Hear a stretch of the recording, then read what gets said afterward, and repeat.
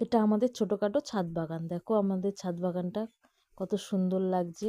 আবার যখন ফুল ফুটবে তখন ভালো লাগবে। সকালবেলা ফুল তোলা হয়ে গেছে, পুজো দেওয়ার জন্য সকালে ফুল তোলা হয়ে যায়।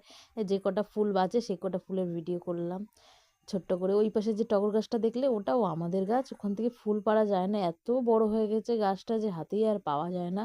এই পাশে যদি ছাদ হয় তবেই পাবো।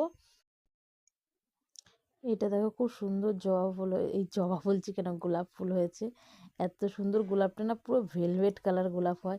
আর এইটা দেখো হচ্ছে তোমার শিউলি গাছের ফুল। শিউলি এখনো ফুল ফুটে। তা আমরা সেই ফুলগুলো এই সকালবেলায় ছাদটা পরিষ্কার করে রাখি। যখনই ঘুম থেকে উঠে জামা কাপড় ছেড়ে আগে শিউলি ফুলটা তোলা হয়ে যায়। আর এই কুমড়ো গাছটা আর কুমড়ো হবে না, ফুল হয় একটা দুটো করে, ওই বড়া খাওয়া হয়। আর এই গাছটা দেখো উচ্ছে হয়েছে, এটা অনেক দিন আগে বসানো হয়েছে, অনেকগুলো উচ্ছে খাওয়া হয়ে গেছে। আর এই কটা উচ্ছে রয়েছে, আবার হচ্ছে দুই একটা করে। তাও সুন্দর উচ্ছেগুলো খেতে, সিদ্ধ দিলে এত সুন্দর ভাতের সাথে মিশে যায়, খুব ভালো লাগে খেতে। আর উপরে একটা হয়েছে যেটা, ওটা হচ্ছে করলা। এটা দেখো জবা ফুলের মাঝখান থেকে একটা জবা গাছের ডাল হয়েছে।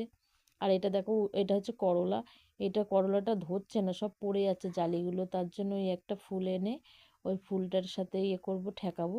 ঠেকালে নাকি ফুলে ফল হয়, দেখি কি হয়। ওই তাই দিয়ে দিচ্ছি আমি, পরে দেখাবো যদি ওই ফলটা থাকে তোমাদের দেখাবো। ফুলটা দিতে গিয়ে নিচে পড়ে গেল।